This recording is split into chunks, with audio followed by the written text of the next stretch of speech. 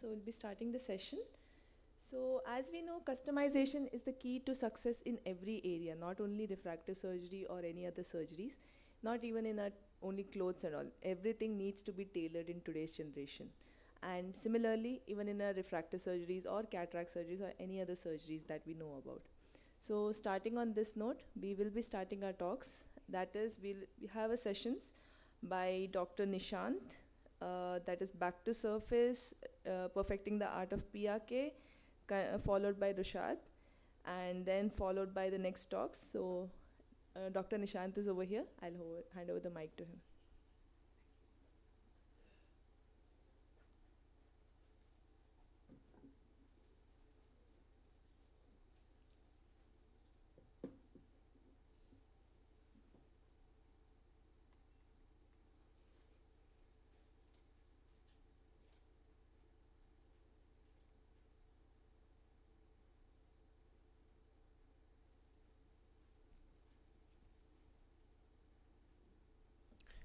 Yeah, a very good morning to everyone present here. It's so nice to see after a banquet, people are here at 8 in the morning. So I'm going to actually go back in time. I'm sure that we all must have done a refractive surgery called a PRK, which must have been done. So the questions we actually had to ask ourselves is,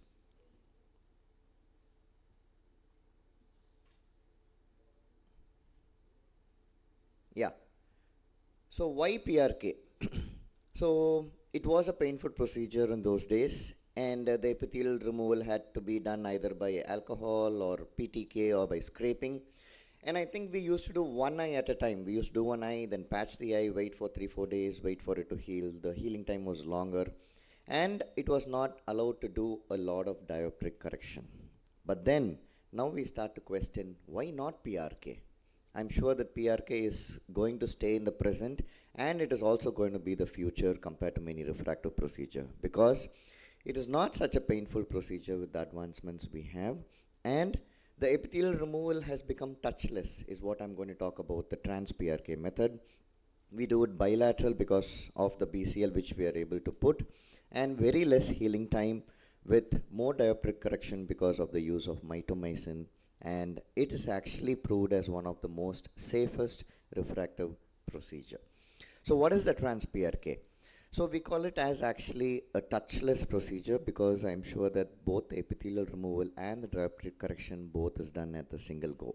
So the ablation, so we know that the first picture is somewhat what the regular cornea is, and the refractive component and the epithelial component is corrected at the same time, and then the healing is also happening very quick. So we know that usually there are 5 steps which takes for a PRK, but I'm going to talk about the Schwinn machine which I have, no financial interest, but that's the machine which I use, and you have a single excimer laser step which corrects all the sequence. So this is how we actually have the data collection, which I'll talk to you in detail about what is all this about. So what is the smart surface technology? As I told you that the epithelial removal has become more advanced with time, where you know something called the Fullerene 3D model. Normally a PTK ablation happens with a flat surface. This smart surface technology is actually combined with the shape of how the cornea is supposed to be looked, and the amount of ablation is refractive neutral. So it is an amazing technology which is used by the Schwinn machine for removing the epithelium and correcting the stromal power at the same time. And it is usually ideal for all people who are actively into sports, who are athletes, and for some people who are actually in the government official where they're not supposed to be. Nowadays they say that you're not supposed to be found out that you have undergone a refractive procedure, for which I would do a trans PRK. We know that it is a one-step technique for the epithelium, and there are different methods you can use them as well, either an aberration-free or the wavefront guided method. So there is no alcohol required, and the best thing is there is no interruption. It is not like you do a PTK, you wait, because then the chances of epithelium become dry is more, so all this waiting time is reduced with this method. And the advantage is it is just one step. You have both the methods, no interruption, and faster healing process. And also the technology for the pupil tracking is amazing, because it is also not only X, Y and all that, it is also when the patient is breathing very heavily, the movement of the eye which moves up and down is also taken care of. Normally in the Indian population, it is proved that we have an epithelial thickness of almost around 55 in the center, which goes towards 65 in the periphery. But according to literature, 70% of them, it shows that they have the epithelial thickness in the center. But I do have an anterior segment OCT in which I do an epithelial mapping for more precise thing. So I just told about the smart pulse technology and how it works compared to the flat surface. This is a high scanning electronic microscope. You can see the picture on the right is what is done by the trans-PRK, vis-a-vis the one on the left is what is done by a normal PRK method. So how do you calculate? So there are two different types. I can see the top left is the aberration-free method and the bottom right is the corneal wavefront guided method. So the epithelial thickness you can mark it from any machine. So this is taken from the MS39. You enter the subjective refraction over here, and all the other methods you can see that it can be either trans-PRK, PRK, LASIK, femto, or even a relift procedure. So once we choose the trans-PRK, the epithelial component is also incorporated in this. If you can see over here, the epithelial thickness shows 0 and the total ablation is 97. So that is why there is no two-step procedure. It combines and does it together. And here, what is the advantage in the wavefront guided treatment? You also have the higher order aberrations which is being corrected. That is why if you see that in the corneal wavefront guided, it is 101 of ablation, and here it is 97, because there is more amount of regularization which is happening due to the ablation of the higher order aberrations. The best thing is also the manager, where you have the Zernike polynomials in the corneal wavefront guided treatment. So you can try to cut off whatever aberration you want, either the coma, trefoil, all that can be done in the wavefront guided treatment. So this is actually just a live video which I've done of how we actually call it as a bladeless, touchless procedure. You see the debris removal which actually comes into place, and once we actually this is actually the beginning of the procedure, just not after preparing anything. So all I do is I just focus, and that's how I sit. So it is a purely touchless procedure. The epithelium is taken care of by the ablation. The stromal correction is also done. It is a wonderful procedure with a very fast healing process. We do also have studies where the epithelial remodeling in the trans-PRK is actually much faster than the conventional PRK. But yes, there is no, I'm not going to say any much differentiation between the outcome of the power. In cases of myopia, we keep an optic zone of 6.3, where we know that from the central epithelium, that is 55 microns, towards the periphery it goes to 65. But what about other conditions? I mean, in this the diameter, depth and the curvature is perfect. But what about other conditions where the diopter is different? So we can actually manipulate the optic zone as well. So normally, which we keep at around 6.3. As the diopter increases, you can see that the epithelial thickness is very important, because if you want to maintain the same optic zone of 6.3, you have to manipulate the epithelial thickness if it is required. Otherwise, I mean, so basically what I'm trying to say is make sure that the epithelial thickness and the optic zone, you are able to match it according to how you want. Otherwise, if the epithelium is little thinner, the amount of ablation which happens if the epithelium is going to be thick is going to be more. That means that only without ablating only the epithelium, you might ablate some amount of stroma as well if the epithelium is very thin. And if the epithelium is thicker than what you have actually indented, you are actually going to start ablating the epithelium, where the machine is going to think that that is the power correction. So please make sure that you have an AIOS2025-IC444-Simple to decide the epithelial mapping. The best is also used for retreatments. Actually, I do the corneal wavefront guided for any retreatment. Even for post-keratoplasties, we can do post-cataract surgery, refractive surprises, and for any residual power, I use the corneal wavefront guided for the retreatment method. So this is zone selection, which I was talking in terms of how the power is done. And the final take-home message will be a one-step treatment. It's a no-touch technique, very fast epithelial healing, no flap or incision, and it's very perfect for myopic treatments.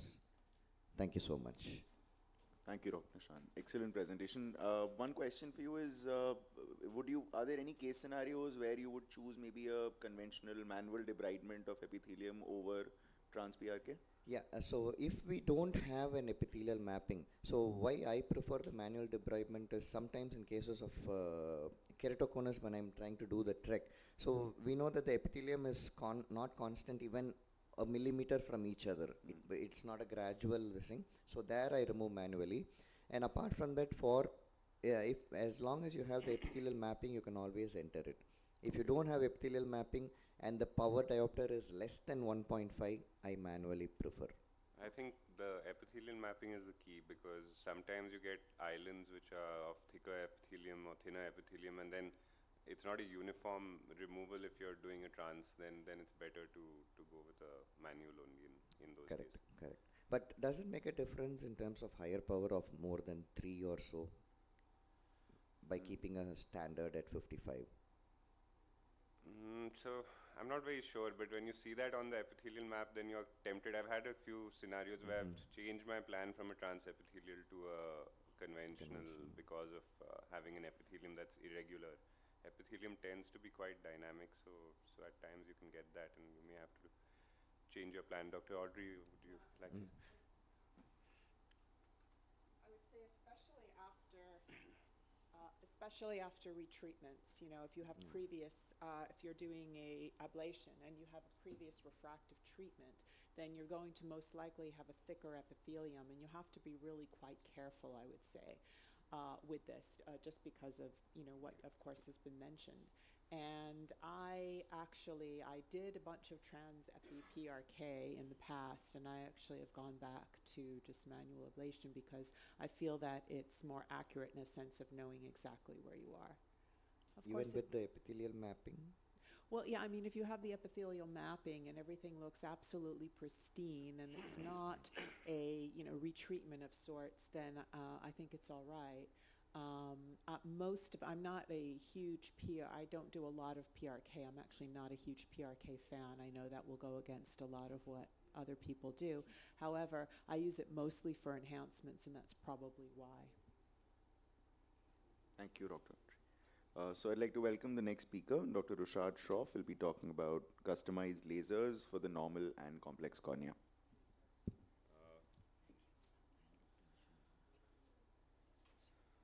Am I audible? Yeah. So at the outset, I would like to thank Pooja for inviting me for this talk. So we've known that customized treatments are there. Initially, they were used. I'm going to be talking mainly about topo-guided treatments. Initially, the concept was to use it for aberrated corneas, and gradually we went into using it for relatively normal corneas as well. So the concept is that most aberrations arise from the anterior surface of the cornea, and I'm going to start off with the treatment for primary treatments in normal corneas, and therefore the concept came about for using Contura vision for myopic correction. The advantage of topo-guided treatments are that they are not limited by the size of the pupil. It corrects errors produced by more peripheral aberration, is not subject to error produced by corneal lenticular vitreous opacities, and not affected by the state of accommodation. Now, we have the main point or the crux of the matter where we get into a dilemma is when the manifest refraction is not matching the cylinder on the topography device, and that's where we have these various different options. You either treat the manifest or you treat the measured cylinder and axis, making adjustments for spherical equivalent. You can split the difference between the measured and the manifest cylinder, treat on the measured axis and adjust for spherical equivalent. Well, we have started using the Faucet's analytic engine more and more for our topo-guided treatments, and I'll explain why.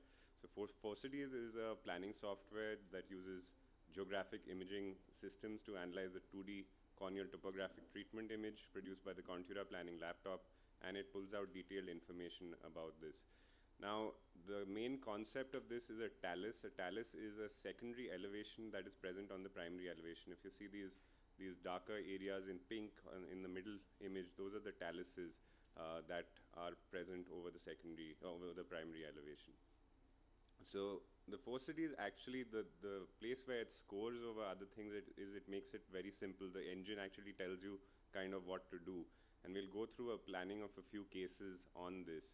And I'll just come to how it uses data from not only the topolizer but also from the Schleimplug camera from your pentacam, and you can use this to come up with a final vector treatment which takes all these matters into consideration. This is the paper by Dr. Lobanov et al. Which showed that the Phosides did a little bit better than the traditional contour nomogram in terms of lines of vision gained. So this is the first case I'd like to show, where the subjective refraction is a -1 with a -2.5 cylinder at 95. This is the pentacam, looks like a reasonably normal looking scan.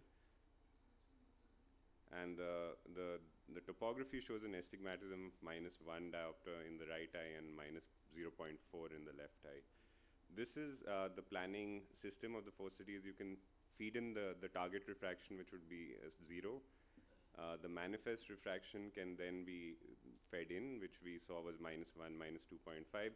The Contura recommended treatment is what the topolizer measures, and the topographic anterior corneal negative cylinder and the posterior corneal negative cylinder is actually taken from the pentacam. You can see these elevation points, these highlighted in white, those are the taluses which it's actually taking into consideration. And the reason it does this is because these can have a bearing on the cylinder that you're actually treating. So there we fed in the values from the pentacam for the anterior and the posterior. It takes these into account as well. And this is what it comes up with. It gives you a recommended treatment, which is taking into consideration all these different vectors.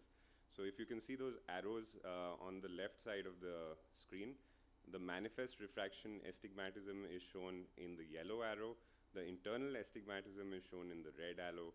The very small arrow at the bottom, which I'm not sure is very clear in purple, is the talus astigmatism, which is being caused by those secondary elevations.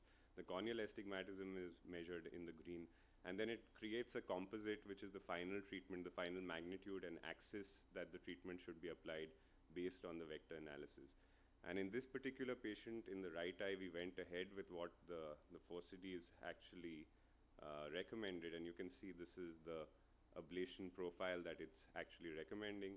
And then we got a fairly good outcome.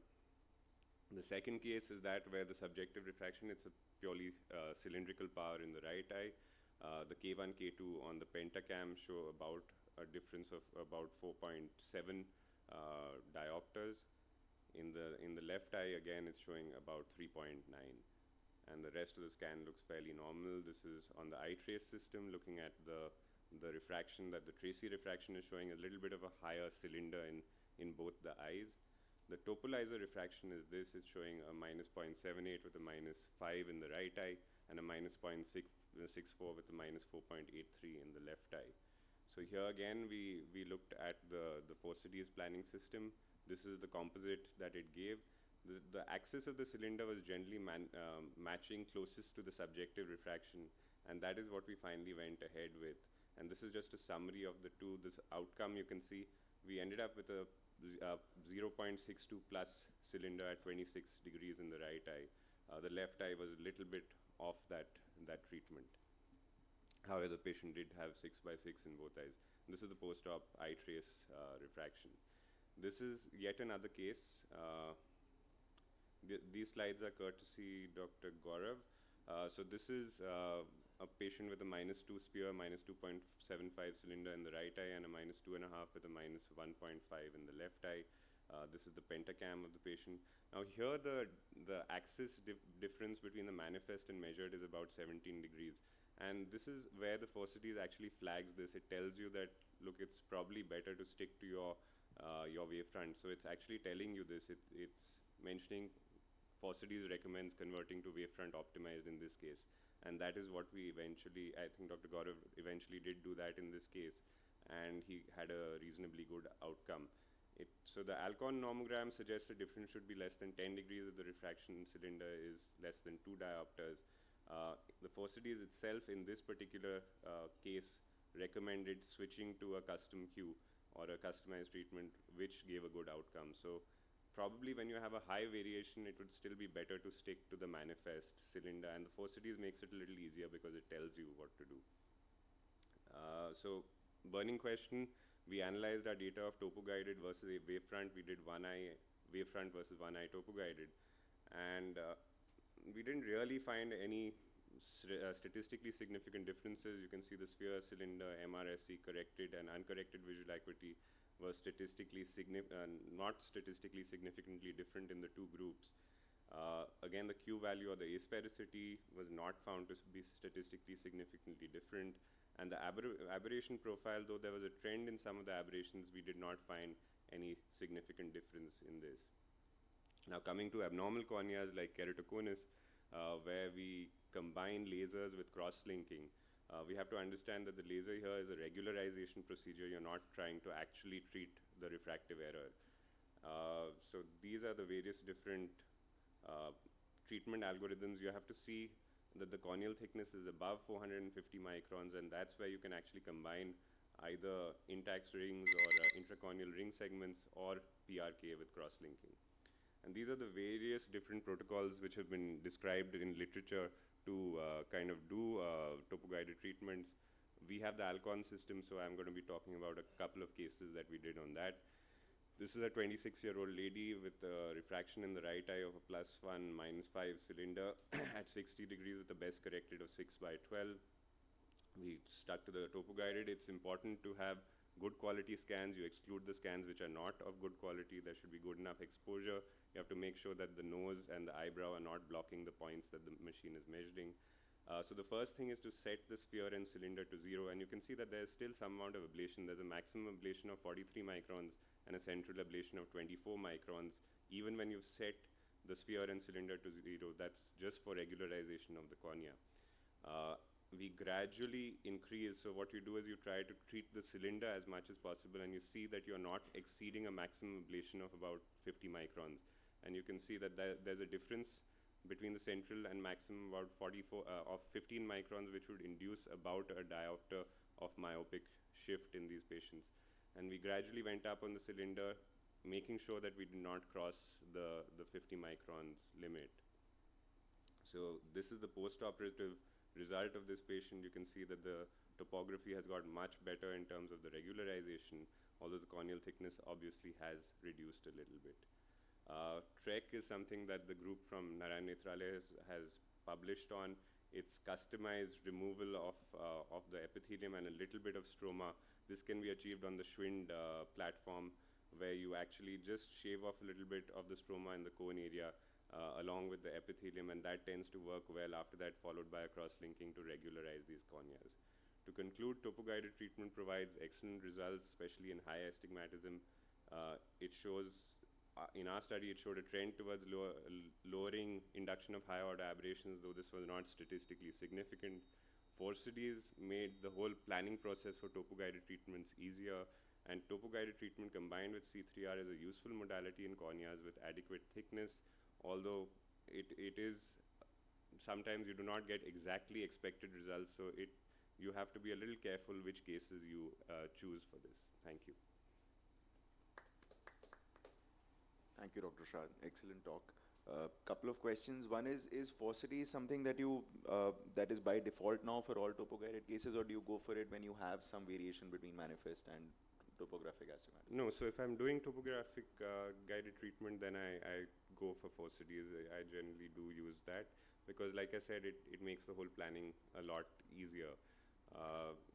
Again, the results of even wavefront optimized are pretty good, so I don't know whether we are splitting hairs with this, but I did not find any statistically significant difference in doing a one-eye wavefront optimized versus a one-eye topo-guided treatment, actually. Sure. And in keratoconus, what's your optical zone that you usually choose? So I try to keep it 6.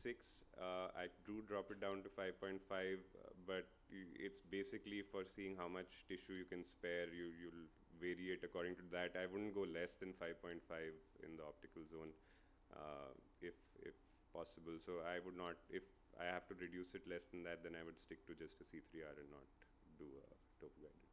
Thank you. Any comments?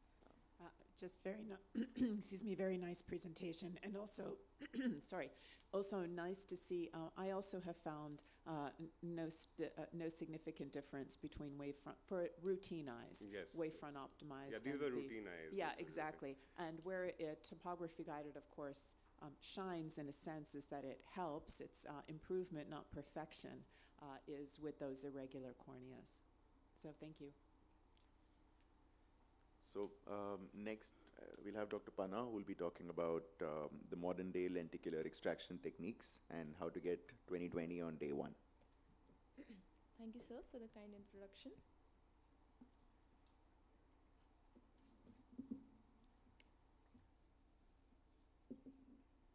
Okay. Good morning to one and all present here. So today I'll be talking on modern day lenticle extraction techniques and how to achieve 20/20 on day one.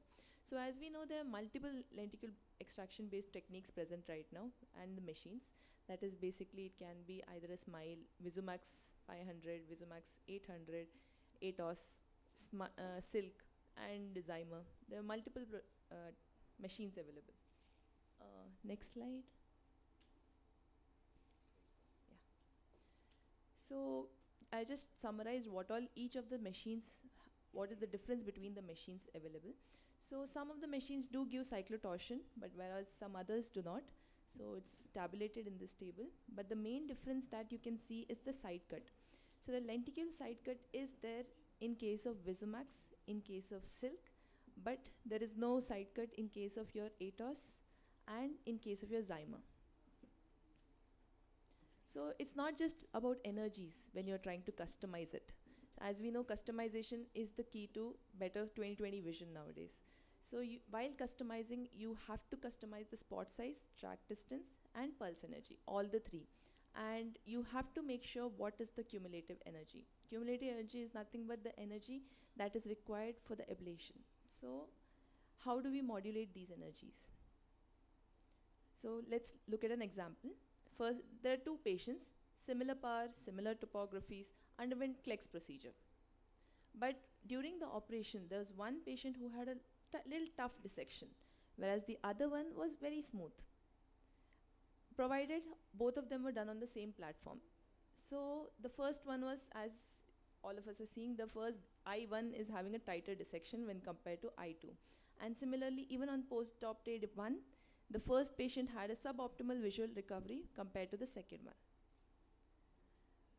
So the main difference that we saw was not in the pre-operative state. We saw it was in the intraoperative state that happened. That was the tighter dissection. So that is one of the main factors that causes a decrease in the quality of the vision. And that's been published already, showing that different grades of extraction, the tighter the extraction, the quality does decrease. So will modern day indices help in predicting intra-op and post-op outcomes? So we have a AI-based software called as the AIOS2025-IC444-Simple that helps us give us the Young's modulus. That is, it helps us to predict what is the post-operative stiffness of the cornea after surgery. So how do we use this software is with the help of the Corvus data and the Pentacam data along with the epithelial thickness. So this is how the software gives us the report. It shows whether the stiffness it's a normal stiffness or there's a risk after surgery, risk of ectasia, whether it's a moderate risk of ectasia or the risk is higher. Based on that, you can customize which surgery you want, whether you want to go ahead with a Kleck's procedure or a PRK is a safer bet. So based on all this, we also tried to quantify the OBL. So as you had seen, intraoperatively, there was some amount of difference in the two cases that we showed. So OBL was one of the factors what was contributing to this tighter dissection, and we tried to quantify it with the help of a software. And the BSA, that is the purple spots that you can see, those were the opaque bubble layer. So based on how much amount of those purple spots were there, we were quantifying the OBL layer, and we noticed that the grade of OBL that has been formed is directly proportional to the biomechanical stiffness of the cornea. That is based on the SPA1, CBI, and the thickness of the cornea. So as the values of the biomechanics keeps increasing, the OBL also does tend to increase. So even there was a correlation between the OBL and the grade of dissection. Higher the OBL, tighter the dissection. So that's why it's always better to see in patients like a patient with a thicker cornea with a stronger biomechanical index. We should counsel the patient initially itself that there is a chance on day 1 itself they may not get 100% quality in their vision. Quantity may be 100%, but the quality is what they have to wait a bit because their cornea is a little bit stronger. So coming back to the cases, so as we had seen that the case 1 had a tougher dissection when compared to the case 2, and the outcome was also 20/20, but the quality was lower. So let us go into the confocal microscopy. We can see, as we had suspected, in case 1 there was more amount of activated keratocytes and myofibroblasts. So the recovery was little slower in the first case, whereas in the second case the recovery was faster, hence the wow effect we had attained in day 1 itself. So every eye is unique, so should our customization be. And based on that, there are few cases. So the first case where there was a normal topography with TCT of 540 microns, and as we can see the biomechanics is also quite strong, and the SPA1 is 131, which is a very high grade of biomechanical index. Even the acusamic showed it was a normal corneal stiffness. So when we started customizing these energies, we saw that in Silk 1 we cannot customize the track distance and the spot distance. We customize based on the energy, that is lenticular energy in the anterior, posterior, the ring energies, the entry, all those based on that. So tougher the cornea, thicker the cornea, stronger the cornea, you need to increase the energy a little bit. Yes, OBL will increase a bit, but you need to take that chance because otherwise the dissection will get tougher. Whereas in cases of thinner or little less stronger corneas, where the biomechanical index is not in 130s and it's at least only 90 or 80, you can come a little lower.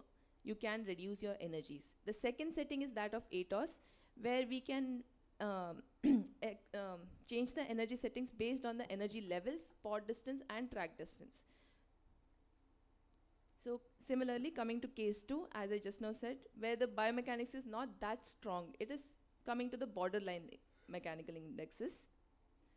So when we try to customize this, we will go a little lower. We will reduce our energy settings. In case of the energy levels, we will increase the spot distance and the track distance. So as we know, it is based on the femtosecond principle. It works on the photo disruption method. So the amount of energy that you are applying, that energy will dissipate and form the OBL bubble. So you need to increase the track distance and spot distance in order to have the lesser impact of the energy. So this is how we can modulate if it is based on Silk platform. Right now we can even modulate even lower energies because Silk platform is allowing us to go up to 40, but I think some other surgeons have already started going lower than 40 also. So thank you. Thank you for that very nice presentation. So do you think are you all coming up with any kind of nomogram based on biomechanics to alter energies specifically, or? So right we are working on it right now, so it's still under process actually. So for higher treatments, generally, because I am working on the ELITA platform, I have different energies for a cutoff of say 4 diopters or less, and then higher than 4 to 6 or above 6. So that does tend to help because the laser is firing deeper in the cornea, and of course it's going through a thicker cornea sometimes, so then you do require higher energies to make the dissection better. Generally the OBL, if the energy is optimal for that particular cornea, you won't get excessive OBL in that situation. Yes. I was just going to ask, because I think you have the ELITA platform, whether does the corneal pachymetry or whether the diopter or the K value, do you change it according for the energy or the spot size? So that's what we are working on it, but yes, if we see a SPA1 and the acusamic showing a very strong cornea that is 131 and all what we saw in this patient, then yes, we do change it. You decrease we do increase it. Increase the spot size but decrease the energy. Yes. No. So we increase the energy, we decrease the spot size. Very nice presentation. I have, for a number of years now, if I have corneas that are above 580 thickness, I don't have all of the lovely diagnostic tools that you have access to. Above 580 microns, I always counsel to increase, and this is with the Visumax laser, which is the one that I have access to, by one step, which is 5 millijoules, and to do that across the board. And that definitely makes the lamellar dissection, because of the density of the keratinocytes, makes the lamellar dissection so much nicer. And definitely the results, I agree, on post-op day 1 are a lot better. So thank you so much. Thank you. Dr. Audrey, anything with the diopters, or it's only the thickness above? No, for me it's mostly the thickness. You know, the thicker lenticles are easier to dissect. Sometimes if I have a really thin lenticle, then you can decrease the decrease the energy. It's always that battle between the energy and the OBL. And so you're, walking that line. But I find that mostly the energy, at least in my experience, is what's made the biggest difference. I think there is a multi-center trial talking about spot separation, and they found that neither should the spots be too close together nor too separated, and that you get that optimal kind of graph where you have, I think this is a multi-center trial on Visumax, which they showed that a moderate level of spot separation is probably ideal to get the best immediate outcomes in terms of results. The only other thing that I look at is age, because generally corneas tend to become a bit stiffer closer to the age of 40 or 45, and in those patients I tend to bump it up, although we don't have any kind of proper normogram for that, but probably a nanojoule up or down based on that.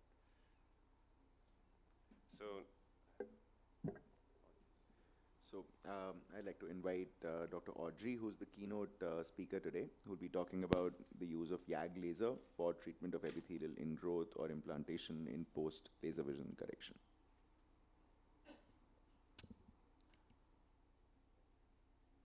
Thank you so much.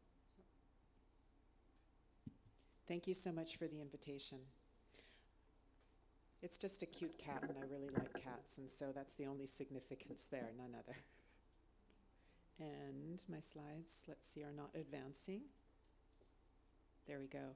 No significant financial disclosures. When we discuss epithelial ingrowth or implantation, when we're talking about a LALEX or a SMILE procedure, we're really discussing epi-implantation, because these we see within days or weeks of the procedure generally, and basically it means that maybe the eye was a little bit dry, the epithelium a little bit loose, and inadvertently you deposited some epithelial cells in there. This is different from true epithelial ingrowth. If it's a small area or central, as we see here in this photo, or within a few months of the procedure, then I recommend surgical removal rather than YAG removal. With LASIK, we're usually talking about true epi-ingrowth. This means that there's a channel that has been created where the epithelium actually grows in. This can be secondary to trauma. We've all seen those late flap dislocations. Also eye rubbing. I always ask about eye rubbing because sometimes it's very curious. You'll have a patient and they did well, and you see them for some reason. There's maybe a little change in vision. It's even years later, and they'll have epithelial ingrowth. And you know from your chart notes that they did not have epithelial ingrowth up to this point. And so always ask about eye rubbing. If it's recurrent epithelial ingrowth after an initial surgical removal, then I also consider recommending the YAG laser. So when do we remove epi-ingrowth or epi-implantation? Obviously, decreased vision involving the visual axis, irregular astigmatism, so you really want to pay close attention to your tomography and topography, and of course if you're concerned about a flat melt. I'm going to describe my procedure first and then show you a video with the description as well, and I think that this really helps to cement that procedure. Place your topical anesthetic of choice. You can use a lens or not use a lens. It's entirely up to you. I set my YAG at 1 millijoule, and you can go up or down from there. I place a few spots, and what you'll start to notice are these bubbles that occur in the white area. And you just keep hitting the until you have lots and lots of bubbles. And again, you'll see this next on the video. You can adjust your power a little bit up, a little bit down, but starting with a mild level there is good. And you continue with as many shots to the area until you'll see the bubbles. It's almost like playing a video game or something. You'll see all the bubbles dissipate the white epithelial cells. And it will take more than one treatment. So it's not a one and done situation. You want to counsel your patient. You're going to do one treatment, and then a couple weeks later, you'll be seeing them back. But then a couple weeks later, usually a second. I found that it takes an average of about 3 treatments, and this is for significant epi ingrowth. So here we have a video. This is my friend Dr. Dagny Zhu. And you can see here, we'll start, okay, and see there's the bubbles right there, and so the bubbles are starting, and looks like that power is great. And you just continue in that whole area, and you'll see these clear zones and these bubbles forming, and essentially once you have this appearance, Medial okay, plate. and the white area is dissipated, that's when you can stop. Again, if it's small and peripheral or not impacting vision, if you have ingrowth or smile or implantation, you can simply observe. You get that demarcation line that we all know and love when we see those, we're used to seeing it with LASIK patients, and you see that little demarcation line. If it's peripheral and I see a demarcation line, I'm really not very concerned about it, and you can just observe. And sometimes this will go away, and it can take really months or even years. If it's recent and really epithelial implantation after SMILE or LALEX, then I recommend going back into the incision and using, oh, that's lovely. It's very dramatic. And I like dramatic talks. Feel like I should break into a dance movement or something. Anyway, you can go back into the incision, into the SMILE pocket, get it with a Sinski is what I like to use, and you'll see it just come right out. You then check with the slit beam under high power. Be sure that epithelium is removed. Really important. And if it is late epi ingrowth with SMILE, then I consider YAG laser removal. This was a case, very small area of implantation after SMILE, and this was noted really within a few days. You're going, is that, some ingrowth there? Is that an implantation? And you have that denial. Denial is a very popular force that we all have as surgeons. You say, oh no, it really does exist. Okay, that's fine. I should go back and remove it. And this is the tomography looking before and after, and you can see there's definitely a change, and this was really right after. This was a case of true epithelial ingrowth. Looks like ingrowth after LASIK. And this was a woman. She was an optometrist, a referring optometrist to my practice. I did her SMILE. She's doing great. And then she came back, and she had what's really ingrowth. She did not want to have it removed because it turns out that she was newly pregnant, and she wanted to try and avoid any procedures that she could.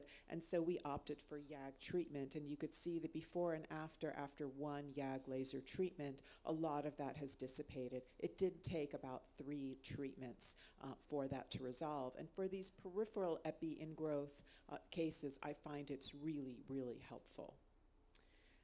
Here's a case of a LASIK. Essentially, again, if it's peripheral, stable, there's a demarcation line, you can simply observe. But if it's peripheral or extensive or causing irregular astigmatism that you can certainly see on your tomography, topography, then you want to consider a YAG treatment. Noting the blue arrow, you can see that whitish area there, and that's a significant area of epi ingrowth. It's white, it looks active, I don't see a demarcation line. And again, you can see the treated area. We've all seen these late traumatic flap dislocations after LASIK. Obviously, we need to reposition the flap. That's first and foremost. You can remove any epithelium that's underneath. And here I reserve the YAG for residual epi ingrowth, which there usually is, or recurrent. Here again, we see this was the flap reposition and using the YAG laser here for the residual epi ingrowth.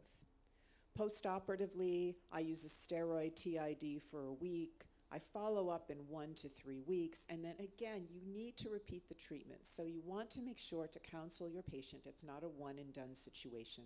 They will probably need several treatments. You want to look for the regressed area of cells. Remember, when you're doing this, when you're doing the YAG, just go ahead and blast away until you see all of those bubbles and that white area dissipates, and it'll kind of move around a little bit. Not to worry about it, it's fine. I do recommend, even if you're not using a lens, still use some topical anesthetic because it does have some discomfort. And then obviously, postoperatively, look for that demarcation line. Thank you so much. Thank you, Dr. Audrey, for that wonderful talk. Is there any kind of thickness of the epithelial ingrowth or density that you would say the YAG would not work for, or that is immaterial, the depth of the epithelial ingrowth? Yeah, I found, as you could see with that case that I showed of the optometrist, it really was pretty thick. It was a confluent white kind of milky appearance. And if you use the laser, and you'll see all those bubbles will definitely dissipate that area. So especially for these peripheral cases, I think that it really works quite well. Or in cases of, it's their second or third recurrence, those cases that are referred to us where the primary LASIK surgeon already removed it perhaps, or even you've removed it and it comes back, it's recurrent. We all know that with more flap lifts, it's just going to keep coming back. And that's where I think that the YAG laser treatment really shines. Amazing presentation, Dr. Audrey. So, will this be your first line of treatment if you find these epithelial cells, or you would also try to wash them or use medication and then keep this as the last line? I think the answer is it depends. If it's a case of like a smile, usually that's epi-implantation. I'm going to go in, I'm going to remove it because it's usually within days to weeks out, right? It's very early. If it's LASIK and it's early, it just depends on where it is. If it's more central, I'm going to surgically remove it. But otherwise, in the periphery, if not causing any vision changes, I'm going to observe it, get the demarcation line, or not. I really like using the laser at that point. I think we had a question from the audience. Yes. So the question is, do I do a lens when I'm doing this? I personally don't. I've used a lens. I've not used a lens. I really don't think it makes a difference. I think it depends on the patient. If you have one of those patients, like, who's going like that, you might want to use a lens. But otherwise, just the topical proparacaine, I think it's just fine. So whatever your comfort level is, I don't think that you absolutely need to or don't need to use a lens. Also, endpoint, like you decide that it's enough and I don't want to do any more. I mean, how do you decide that? As I was explaining, it was asking the question here of what is the endpoint, and basically you just see that those cells have dissipated. It's that white area. You'll see lots and lots of bubbles, and when you think, okay, I've done enough, I have enough bubbles here, a lot of the white has dissipated, stop. You're going to be seeing the patient back, and you know that, yes, you're probably going to be having to do another 1 to 2 treatments. And one last thing, when you said that you re-enter the interface in a post-lenticle surgery, how many days you think you can re-enter and find the right plane?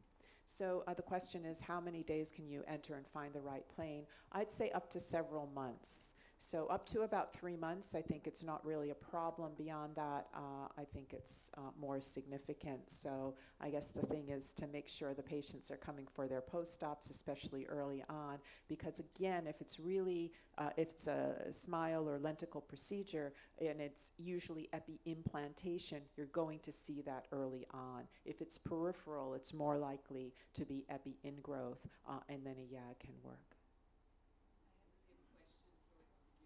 Great, thank so you. for post-smile, how do you go about manual removal?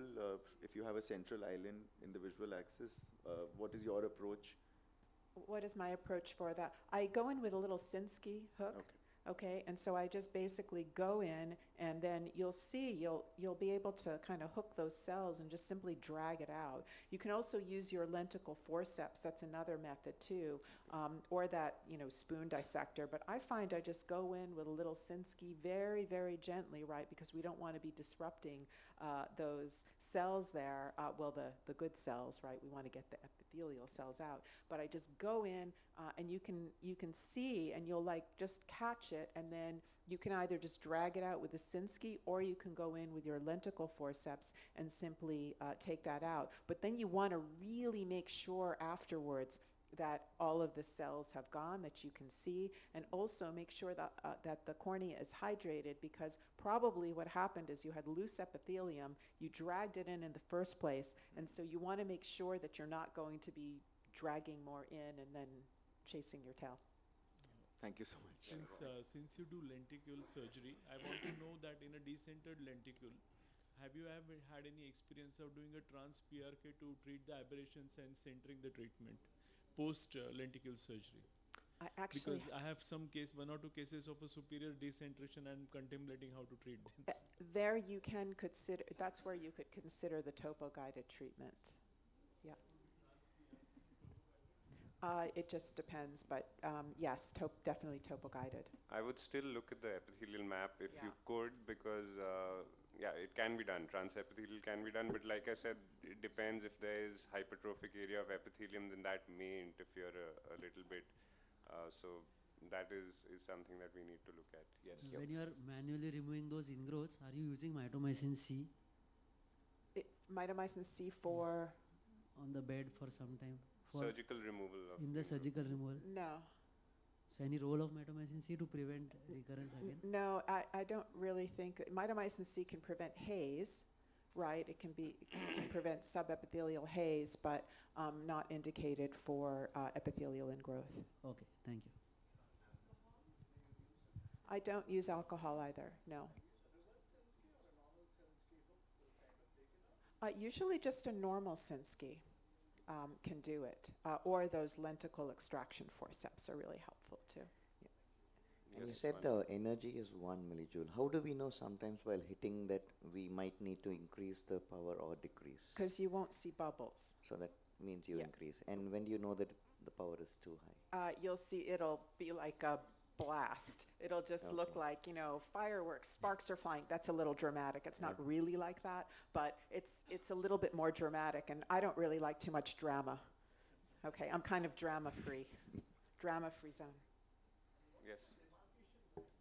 That's that white line that you'll see outside of the area of epithelial ingrowth. You'll see it, there'll be epithelial ingrowth, and then there's this white demarcation line. If you look carefully, you'll see it. What would be the setting on the YAG? Will it be anterior, 0, or posterior? I do anterior. Anterior. Thank you. Thanks. Thank you. So after that very nice talk on epi ingrowth, we're going to move on to the talk by Dr. Tushar Grover. He comes from Vision Eye Center. He's a good friend, excellent refractive surgeon, and he's going to be talking about choosing the right fit in phakic IOLs.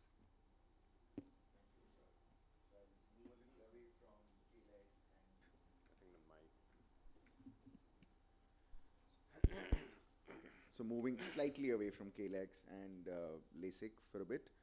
So I'll talk about faking IOLs and specifically about choosing the right fit. So essentially to improve outcomes. Your slides. Okay. Slides, please. Okay. Okay. So starting out with the strategies that you need to adopt pre-operatively to get the best outcomes, to get the best fit. We know that now we are kind of fixated on these sulcus-based posterior chamber phakic IOLs. We've kind of given up on the other ones because these have been found to give the best outcomes. They are the safest, and the outcomes are essentially reliant on getting the measurements right. Now, the most important measurements here are the anterior chamber depth and the white to white.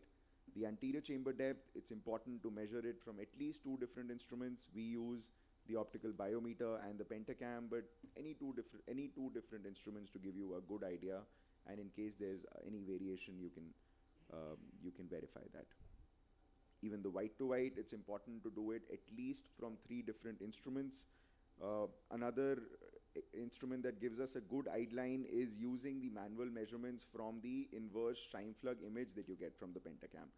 So this is sort of like a starting point for us to go with the digital caliper. So the value that we get from here is the value that we start with when we are using the digital caliper, and the digital caliper is what is most reliable when you're doing the white-to-white measurement. And the white-to-white measurements should be done in the supine position under the operating microscope, and it's important to do it in the mid-gray zone. That's where you'll get the most accurate measurements. What you see on the left is a little too small, whereas what you see on the right is a little too large. And based on these measurements, you can use the conventional manufacturer's nomogram to calculate the ICL size that you would need to order. Now, we have recently started moving beyond these conventional methods. What is becoming more popular is the OCT-based formula, because you're able to look at other parameters. The white-to-white is only a surrogate measurement of where the phakic IOL is actually resting. And there was a lot of talk about sulcus to sulcus using the ultrasound, but the challenge with that was that those measurements were not very repeatable. So now what's catching on and catching favor is the OCT-based formula, because you're able to look at the other factors that are important, such as the crystalline lens rise, the angle to angle, the lens thickness, even the pupil size in some formulae, which is extremely important to determine the vault that you get eventually. This is the lasso formula, where you enter the values from the MS39 and the IOL master. And if you just have the IOL master, you can just use those values also. So, and the advantage again is that you also get the predicted vault, which you don't get with the conventional formulae. So, moving on to the intra-op strategies, it's really important to know your phakic IOL really well, because all of these have landmarks which are slightly different. You have the ICL, which has, a notch on the leading right foot plate and the trailing left foot plate. Whereas in the IPCL, you have this notch on the leading left, and you have these openings which are towards the eye pro. So it's really important to know your landmarks really well.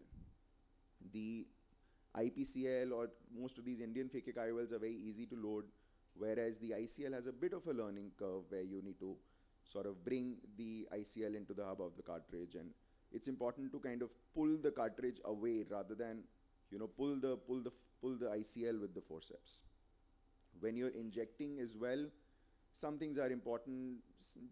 It's important not to do a wound-assisted injection in these cases. It's important to be in the anterior chamber when you're injecting, and it's important to point towards the opposite, the periphery, not towards the posterior pole when you're injecting a phakic IOL. And when you're tucking the haptics, it's important to engage on the haptic footplate junction rather than the optic haptic junction, because that's where the phakic IOL is the most flexible. And of course, a thorough viscoelastic wash is extremely important as well. This was the first IPCL that I had done, and I realized only after I had tucked the haptics that it was inverted. So I had to be explanted. Again, very important for that reason to know your landmarks really well. So this had to be explanted, the backup lens was placed, the case went well, but you can see that pigment dispersion, which could have been avoided had I been more careful with the landmarks. Now, post-operatively, of course, the thing we talk about the most important thing is the vault, and you always want to get it right. What essentially determines your vault to a great extent is your sizing. If your sizing is wrong, you'll end up with an abnormal vault. And we do know that higher vaults put the individual at a risk of angle closure, at pigment dispersion glaucoma. Lower vaults, you have the risk of cataracts developing, and if you have a toric phakic IOL, the risk of rotation of the toric phakic IOL as well. So vaults, of course, is the most important thing, but you can have some unusual outcomes rarely in cases with normal vaults as well, such as this case where there was a Uret Zavalia that developed. This individual did have high IOP on day 1. So, and day 0 high IOP is the single most important risk factor in Uret Zavalia syndrome. So it's, again, just reinforcing that it's very important to do a thorough viscoelastic wash. This is another case which had a slightly unusual outcome. The patient's doing pretty well, but you can see this depigmentation of the iris and some pigment dispersion that developed. Still not very sure what caused it, because it's an otherwise normal vault. Moxifloxacin, yeah, so those could be factors. And also, I mean, where the phakic IOL is resting sometimes also makes a difference, but because it's not progressive depigmentation or pigment dispersion, it's something that happened and after that it's been stable. So we are observing this patient, and the patient otherwise is doing well. But you can have unusual outcomes despite a good vault. So that's just something that you should know of. So phakic IOLs do very well. A few challenging cases here and a few unusual outcomes don't really tell the right picture. Most patients do extremely well, but accurate measurements are extremely important. And we now have the newer formulae like the lasso formula that I spoke about and other OCT based formulae, which are showing some indication that they are better in terms of the sizing, and the additional advantage is that you can actually predict the vault now with these formulae. It's very important to know your phakic IOL really well so that the implantation is smooth, and vault is the single most important factor but not the only one. Thank you. Thank you, Dr. Tushar. What is your take on hydroimplantation? Because we see a lot of people doing that. Do you recommend that? Do you feel that it's better to stick to I think it is what works for the individual. I personally have attempted hydroimplantation, but I've not felt very comfortable because you do have occasions where the phakic IOL is sort of trying to open inverted, and when you have that viscoelastic in the eye, you're just a lot more comfortable adjusting your injector. Personally, I'm not very comfortable with hydroimplantation. I prefer doing it under viscoelastic, but it is up to individuals. I've seen some live surgeries also with hydroimplantation, and those individuals seem pretty comfortable with it. So if it works for them, great. Not for me. Yeah, question from the audience.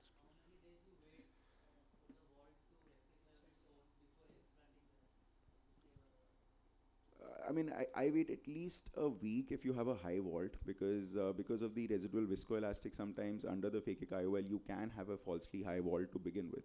In a week you get the picture, and if it's an extremely high vault, I would go ahead and explant it. If it's even up to 1,000 microns and otherwise the AC depth is good, it is not causing any issues, I would still leave it alone. We get a gonioscopy also done if it's a high vault, and if the angles are open, like Dr. Tushar said, then even up to 1,000, you may not have to explant it in that.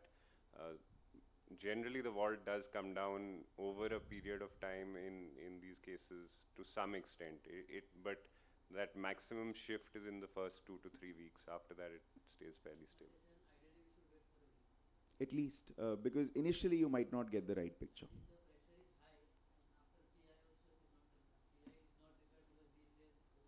Yeah.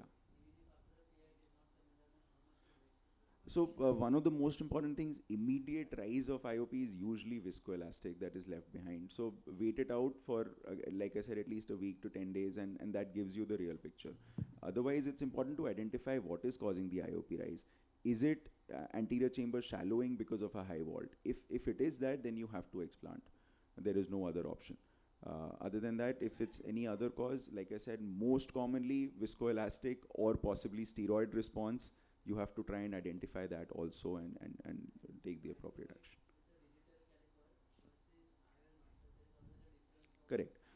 Correct. So IL master usually overestimates by about 0.5.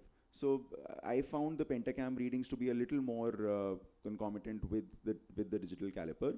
Even the op scan that way is quite close to the digital caliper. What I trust most is the digital caliper. The IOL master or any optical biometer usually overestimates the white to white. I agree, and there's actually a recent article by Morgan Micheletti which showed this, and completely agree about you have to decide how you're measuring, but biometry absolutely overestimates what your white to white and therefore the vault will be, and so I would recommend absolutely not using that. I also agree with viscoelastic. I know I have seen those lovely videos using the hydro insertion, but I don't know, I kind of hear some endothelial cells crying when when I see that. It just makes me a little sad because I really like endothelial cells and I don't like to hear them cry or scream. So I definitely agree with that. I'm wondering if you're using one of the online formulas now, like ICL Guru, or what's your go-to for formula? So for actually choosing the size, I'm still going with the OCOS, the conventional formula, but I have retrospectively looked at the lasso formula and analyzed some of the cases, and it's probably more accurate, but there is also a bias because you look at those cases where you had a low vault or a high vault, and then you look at the lasso formula and you feel this might have been better. But maybe when we start using the lasso formula for all cases, we might find those abnormalities or those rare cases where it's off, even in this case. So I'm not sure yet. I think there's a question. Thank you for the presentation. One question, you remark that it's essential to have accurate measurements. Anyway, with OCT you are doing angle to angle. This is not the place where you put the ICL. You have the sulcus to sulcus and should be an accurate measure, especially if you take consideration that if you have plateau iris, the collapse of the circ makes the measure different for white to white and also for angle to angle. And right now, I've realized, because it's easy to work with OCT, it's very friendly, and the people is a little bit scared about UBM. Yeah. But right now, there are some devices that they have the capability to make the automatic measurement with this align. And what is your experience about the UBM? Right now, we know also that Saldivar is doing a formula just to calculate not only the distance, but also the wall of the lens. Please, can you tell us about it? Some of the very high resolution ultrasounds, there are new formulae coming out, like Dr. Einstein has started talking about the ciliary body inner diameter based on a very high resolution ultrasound. So those work well, is what it shows in the studies. But with the conventional ultrasounds, the measurements of sulcus to sulcus and the repeatability of that has been a challenge. So say I measure the sulcus to sulcus and somebody else measures it, there is quite often a variability, and that's what literature has shown as well, which is probably why the other things I think the technology to make the ultrasound is make the difference. Yeah. Because when you use a sectoral UBM, Yeah. in the periphery we all get in a cosinus of angle of the reflection of the ultrasound. Yeah. But we will use a linear probe. We are getting perpendicular to the places. Yeah. And the resolution has increased right Yeah. now in some devices. Yeah, I think that's the way it has to go in the future, because we should be looking at where the phakic IOL actually is. It is in the sulcus. Even angle to angle is a surrogate measurement, just like how white to white is. So eventually we should get to a point where we are able to look at the sulcus, in fact even look at the morphology of the ciliary body, where because in some cases the way that the haptics of the phakic IOL rest is quite different. So again, the ideal way is to go about and reach a point where we're able to actually look at that and measure that area and analyze the morphology of that area to get the perfect vault. We'll still be lacking till we are using any surrogate measurement. Thank you. I think we'll have to move ahead. We're running short of time. So I just use the regular dispersive viscoelastic. I don't feel the need to, HPMC is what I use. We'll take questions at the end, because I think we're very short of time. We'll like to invite Dr. Deepthi for her talk on my experience with the Schwind AIOS femtosecond.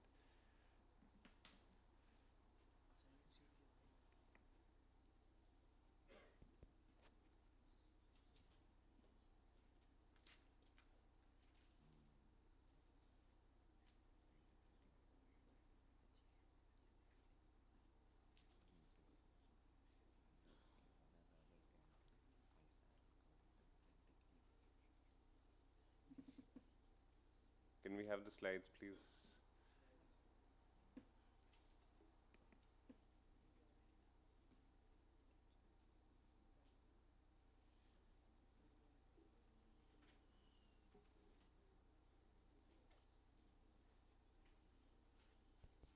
Good morning, everybody.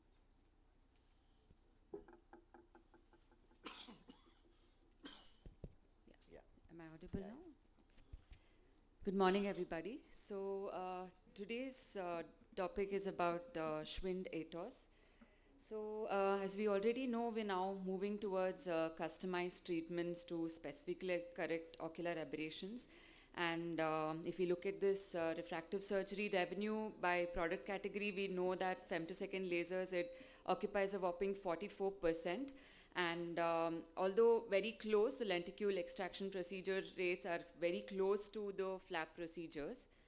So going back to the inception of Schwind, it starts all the way from 1992, and it was only up until 2007 when we had the Schwind Amaris 500.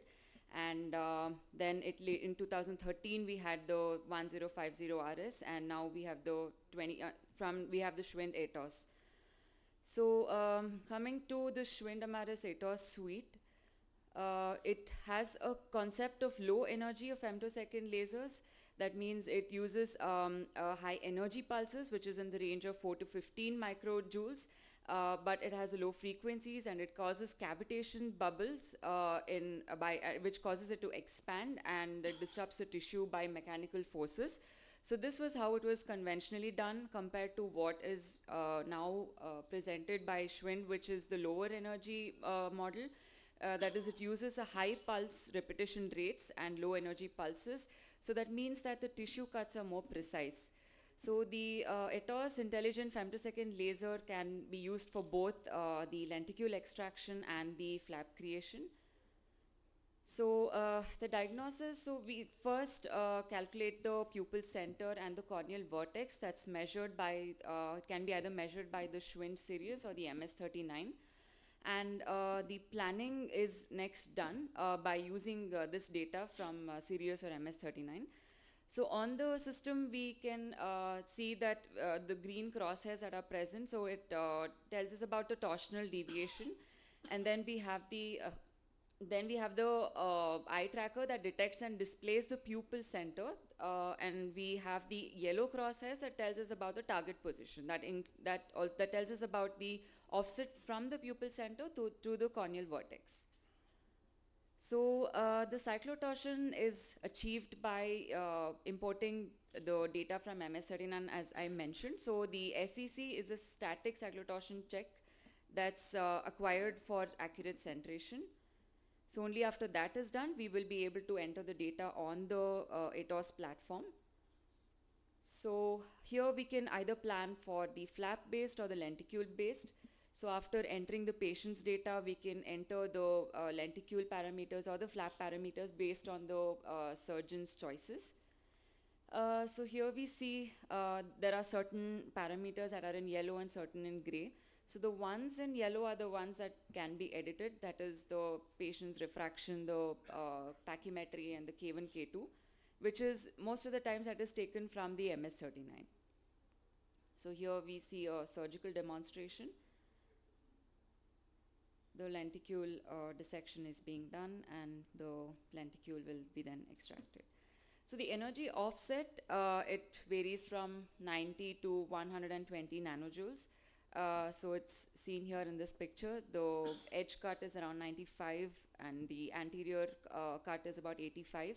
Posterior cut is about 85 that is kept in this machine. So here is just a case example where we see the pre-op, which was about minus 5.75, minus 1.75 in the right eye. And post-op, we have a cylinder of minus 0.5 with 180 with good visual outcome, 6/6. Similarly in the left eye as well. And this is another case study where we have a 24-year-old male who's come for a refractive surgery, and the refractive error is somewhere between minus 3.25, minus 1.25 in the right eye, and minus 4, minus 1.25 at 6/6 in the left eye. We went ahead and we did the Schwind AIOS. So here we can see. But what happened is the patient moved just before the incision creation. So after the OBL subsided, what we did was we shifted back to the OT and we selected the incision-only mode after redocking, and then we completed the surgery. So as we can see here, there are many options that are available. The standard treatment or start treatment from cap or incision-only, and we opted for the incision-only mode, and after redocking, we were able to complete the procedure. So here we can see just the incision was created, and the lenticule was, we have been able to extract the lenticule. So post-operative outcome was still 6/6, and this is the ASOCT minimal interface edema. So that was the case that we encountered with Schwind AIOS. But the Schwind is, it looks decentered, but it isn't. The camera is not coaxial, so don't get alarmed. Everyone would be thinking what's going on in those videos.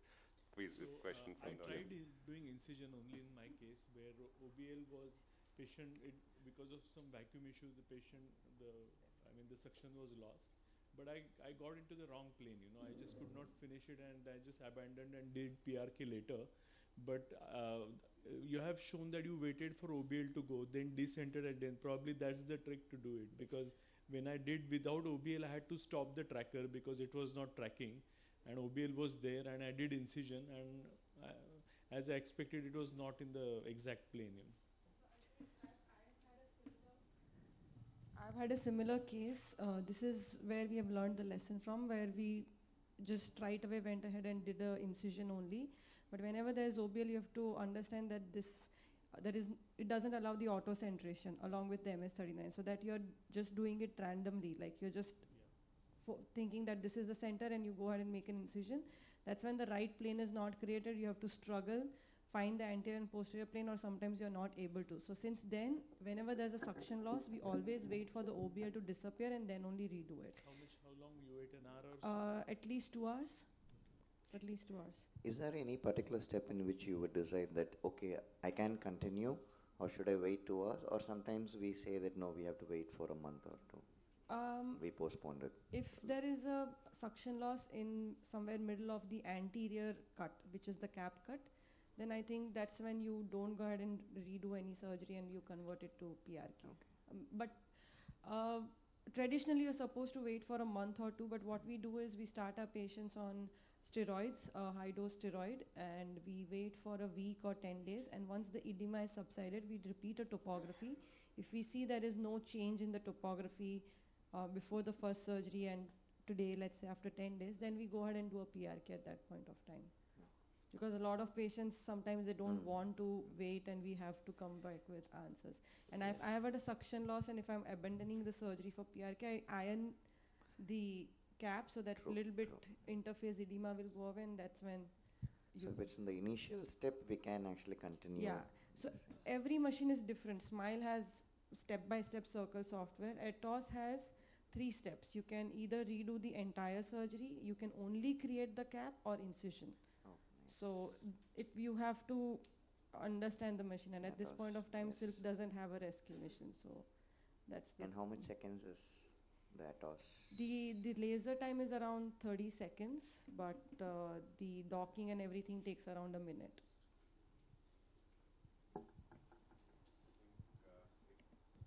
If there are no other questions, then we can end the session. It's been a wonderful discussion. Thank you for being a very... Yes, please, you can.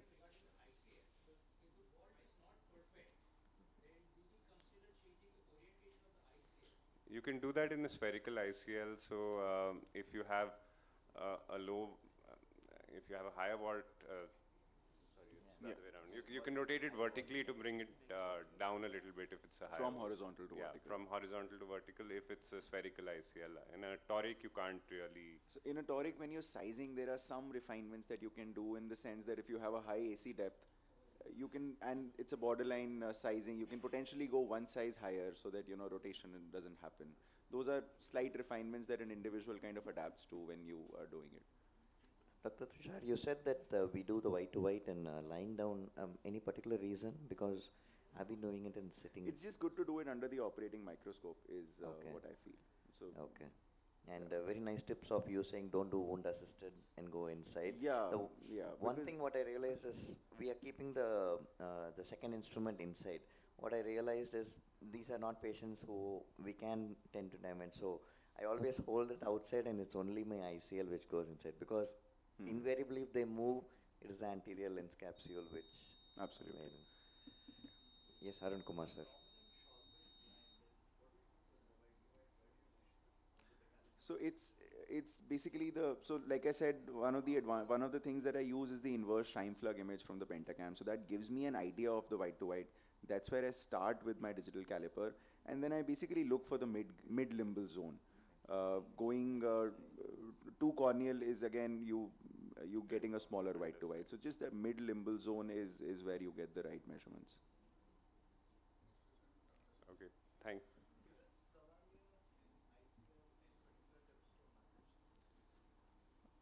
So there are, it's not very frequently reported, but it is reported. So essentially, if it is something like an oversized ICL, then you have to remove it. But in a lot of these cases, the pupil does remain fixed. And as long as if the patient is not complaining, you leave it alone. You can do a pupil reconstruction surgically. There are reports of that as well. People show videos of that as well. I have just had this case where I did not feel the need to do anything because the patient didn't complain much. The visual acuity was good, the patient was happy, so I left it alone. But the only option then to do is to do a reconstruction. And so reconstruction also has to be done a little carefully because It's a these are high phakic patient. myopes and you need a good view of the retina also. So better to be careful in these. Yeah. I think we've had a good discussion. I think the next session we should hand over to. So thank you everyone.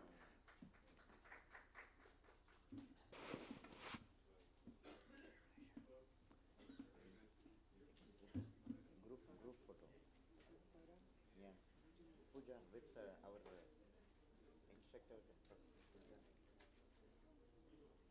Come on. Come here.